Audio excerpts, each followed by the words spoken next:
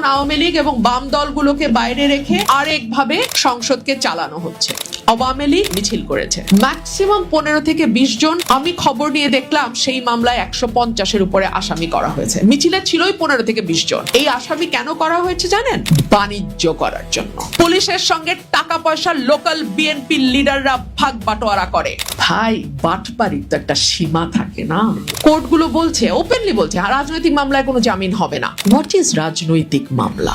আমরা যারা আদালত পাড়ায় কাজ করি, দীর্ঘ সময় কাজ করেছি, একই সঙ্গে আমরা যারা রাজনীতির মাঠে সক্রিয়, আমাদের প্রত্যেকের দায়িত্ব হবে এই সংগঠনের মতন সংগঠনকে পৃষ্ঠপোষকতা দেয়া এবং তারা যাতে স্বাধীনভাবে নিরপেক্ষভাবে কাজ করতে পারে দেশের স্বার্থে, সেটা নিশ্চিত করা। আমরা জানি রাষ্ট্রের 3টা স্তম্ভ: নির্বাহী বিভাগ, বিচার বিভাগ, আইন বিভাগ। নির্বাহী বিভাগ এবং আইন বিভাগ মোটামুটি একই রকম, কারণ নির্বাহী বিভাগের যিনি প্রধান তিনি আইনসভার প্রধান হন। এক অর্থে তাকে সংসদ নেতা বলা হয়। যিনি প্রধানমন্ত্রী তিনি সংসদ নেতা, বাকি থাকে কেবল বিচার বিভাগ। এবং সে কারণেই দেখা যায় নির্বাহী বিভাগ বলেন আর রাজনৈতিক দল বলেন, তাদের প্রধান লক্ষ্য থাকে কি করে বিচার বিভাগের উপর পূর্ণ কর্তৃত্ব প্রতিষ্ঠা করা যায়। বিশেষ করে 2000 সালের পর থেকে, এবং আরো প্রিসাইসলি বলতে গেলে 2014-এর পর থেকে, আমরা বিচার বিভাগকে চরমভাবে রাজনীতিকরণ করা দেখেছি। কিন্তু তার আগের অবস্থা যে ভালো ছিল তাও কিন্তু নয়। ধরুন, মাজদার হোসেন মামলায় বিচার বিভাগের স্বাধীনতার যেই ধারণা দেয়া হয়েছে, যে পদক্ষেপের কথা বলা হয়েছে, সেটার রায় বের হয়েছে 1999 সালে।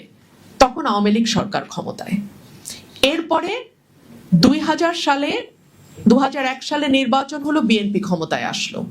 তারা কিন্তু প্রমিস করেছিল মাজদার হোসেন মামলার রায় তারা বাস্তবায়ন করবে। তারা সেই মামলার রায় বাস্তবায়ন করে নাই। 2001 থেকে 6 বিএনপি সরকারের সময়ে বিচার বিভাগ স্বাধীনতার জন্য যে পদক্ষেপগুলো নেওয়ার কথা বলা হয়েছিল সেগুলো নেওয়া হয়নি। 2007 সালে যখন 1/11 সরকার আসলো, অর্থাৎ একটি অন্তর্বর্তীকালীন সরকার, অরাজনৈতিক সরকার, তারা কিছু কিছু পদক্ষেপ নিল বিচার বিভাগকে স্বাধীন করার। এরপরে পার হলো আরো 17 বছর। বিচার বিভাগকে আরো বেশি রাজনীতিকীকরণ করা আমরা দেখলাম।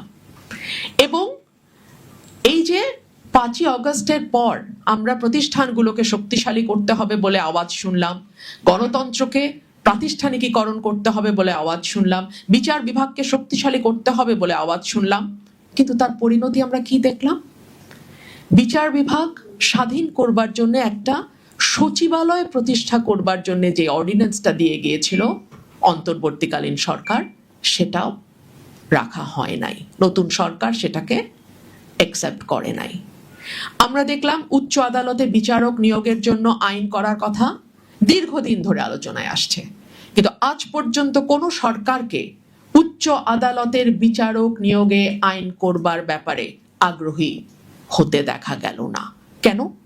ওই যে উচ্চ আদালতের বিচারক যদি যোগ্যতা, সততা, দক্ষতা অনুযায়ী আইনের মধ্যে থেকে নিয়োগ দেয়া হয়, তাহলে তার কাঁধে বন্দুক রেখে যেমন খুশি তেমন রায় বের করা যাবে না।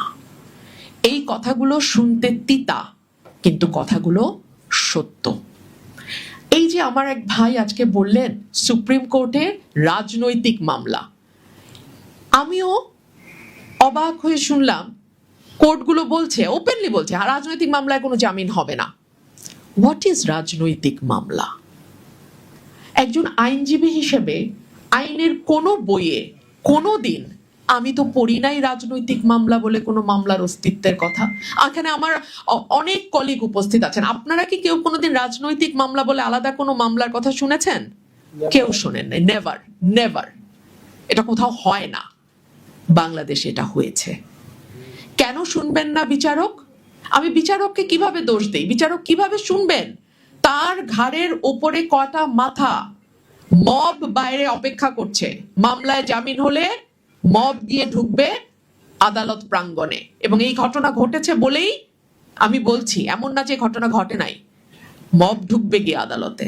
সো বিচারকের পক্ষে রাজনৈতিক মামলা শোনা সম্ভব নয়। 5ই অগস্টের পর আজকে মে মাস 2026, 2 বছর অলমোস্ট পার হয়ে গেছে। আমাদের জেলগুলোতে ধারণ ক্ষমতার কয়েক গুণ বেশি বন্দী এখন কারাগারে আছে। জামিন তো কোনো পার্মানেন্টলি রিলিফ না, জামিন তো খালাস না, মামলা থেকে অব্যাহতি না। জামিন হচ্ছে যতদিন পর্যন্ত আপনার ট্রায়ালটা কমপ্লিট না হচ্ছে, মামলায় আপনি দোষী সাব্যস্ত না হচ্ছেন, ততদিন পর্যন্ত আপনি একটা ইন্টারিয়াম অর্ডার বলে আপনি বাইরে থাকবেন, কারাগারে থাকবেন না। কারণ পরবর্তীতে যদি আপনি নির্দোষ প্রমাণিত হন, আপনার এই যে বছরের পর বছর কারাবাস, এই সময়টা আপনাকে রাষ্ট্র কিভাবে ফিরিয়ে দেবে? সে কারণেই জামিন দেয়া হয়। কিন্তু আমরা লক্ষ্য করি প্রথম দিকে তো একেবারেই জামিন দেয়া হতো না, তারপরে যখন কিছু কিছু কোর্ট সাহসী পদক্ষেপ নিলেন, জামিন একটু একটু দেওয়া শুরু করলেন, পরের দিনই কোর্টের পাওয়ার চেঞ্জ হয়ে যাচ্ছে। ওনাকে আর জামিনের এখতিয়ার না দিয়ে অন্য কোনো এখতিয়ার দিয়ে তাকে অন্য একটা পাওয়ার দিয়ে দেওয়া হচ্ছে। এগুলো কি আদালতের উপর একেবারে শক্তভাবে নির্বাহী বা সরকারের কর্তৃত্বকে প্রমাণ করে না? নিশ্চিতভাবেই করে। এবং আমার অভিজ্ঞতা বলে আপনি যা করে যাবেন তার কয়েক গুণ আপনার উপরে ফিরে আসবে। ব্রাহ্মণবাড়িয়াতে আওয়ামী লীগ গত পরশু বা তার আগের দিন একটা মিছিল করেছে। ম্যাক্সিমাম 15 থেকে 20 জন মিছিল করেছে, তাদের প্রত্যেকের মুখে মাস্ক পরা ছিল। সো এবং মাথায় ক্যাপ পরা। মাস্ক এবং ক্যাপ যখন পরা থাকে তখন কারো চেহারা আইডেন্টিফাই করা ইজ এক্সট্রিমলি ডিফিকাল্ট। আমি খবর নিয়ে দেখলাম সেই মামলায় 150-এর উপরে আসামি করা হয়েছে। মিছিলে ছিলই 15 থেকে 20 জন, 150 জনকে আসামি করা হয়েছে। এবং এই আসামি কেন করা হয়েছে জানেন? বাণিজ্য করার জন্য। বাণিজ্য করার জন্য ভয় দেখানো হয় ফোন দিয়ে, নাম কিন্তু দিয়ে দিব টাকা না দিলে, এত টাকা দিতে হবে। এবং লোকাল বিএনপি লিডারদের পুলিশের সঙ্গে ডিরেক্ট কানেকশন থাকে, পুলিশের সঙ্গে টাকা পয়সা লোকাল বিএনপি লিডাররা ভাগ বাটোয়ারা করে। কোন মামলায় কতজন আসামি দিবে, কিভাবে দিবে সেটা ঠিক করা হয়। বিএনপি যখন অপোজিশনে ছিল তখন গায়েবী মামলা দেয়া হতো। আমরা বলতাম গায়েবী মামলা, ঘোস্ট কেস। ঘটনা ঘটে নাই, আসামি যাকে করা হয়েছে সে উপস্থিত নাই, কিন্তু তার বিরুদ্ধে মামলা হয়ে গেছে। তারই ধারাবাহিকতা যদি এখনো চলতে থাকে তাহলে আর এই অভ্যুত্থানেরই বা দরকার কি ছিল?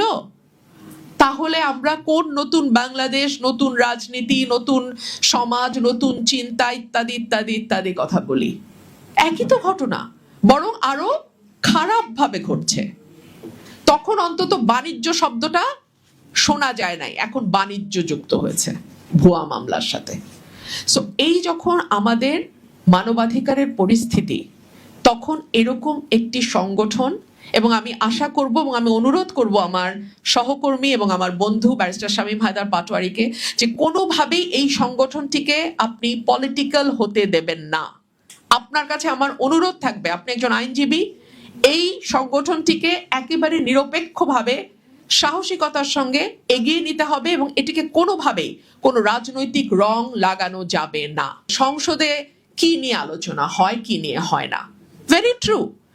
আমরা দীর্ঘদিন একদলীয় শাসন দেখেছি, এখনো তার ধারাবাহিকতা চলছে। তখন বিএনপি জামাতকে খেলার মাঠের বাইরে রেখে একরকম ভাবে সংসদকে সাজানো হয়েছে, এখন আওয়ামী লীগ এবং বাম দলগুলোকে বাইরে রেখে আরেকভাবে সংসদকে চালানো হচ্ছে। This is all the same. আমি আগেও যা দেখেছি একদলীয় সংসদ, এখনো আমি সেই একদলীয় সংসদই দেখছি। এবং এটা আমি যেদিন সংসদে প্রথম যাই আমি বলেছিলাম। আমি দুঃখ পেয়েছি, আমি অবাক হয়েছি ট্রেড এগ্রিমেন্ট নিয়ে, আমেরিকার সাথে বাংলাদেশের ট্রেড এগ্রিমেন্ট নিয়ে আমি ছাড়া সংসদে আর একজন সংসদ সদস্য প্রশ্ন উত্থাপন করেন নাই। আমি যদি 5 জন সংসদ সদস্যকে পেতাম, আমি একটা নোটিশ দিতে পারতাম স্পিকারের কাছে যে আমি এই বিষয়টার উপর আমরা সংসদ সদস্য 5 জন আলোচনার প্রস্তাব রাখছি। কিন্তু আমি তো 5 জন সংসদ সদস্যই পেলাম না। আমি তো এই নোটিশটাই দিতে পারলাম না, আমাকে পয়েন্ট অফ অর্ডারে দাঁড়িয়ে এই বিষয়ে কথা বলতে হলো। হাম নিয়ে যখন আমি প্রশ্ন তুললাম, আমাকে স্বাস্থ্যমন্ত্রী বললেন এটা নিয়ে এত কথা বলা যাবে না, ভয় পেয়ে যাবে, ভয় পেলে ইমিউনিটি নষ্ট হয়ে যায়। আমি বললাম আমরা কি 300 জন হামের রোগীর সামনে কথা বলতেছি? তো এই তো আমাদের সংসদের অবস্থা, এই তো আমাদের সংসদের অবস্থা। তেলের জন্য দীর্ঘ লাইন, সারা রাত ধরে গাড়ির ড্রাইভার আর মোটর বাইকের চালকরা লাইনে দাঁড়িয়ে থাকেন। যেই মুহূর্তে দাম বাড়লো ওই মুহূর্তে তেল পাওয়া শুরু হলো। কি করে সম্ভব বলেন তো? তেলগুলো কই ছিল? ভাই, বাটপাড়ির তো একটা সীমা থাকে না?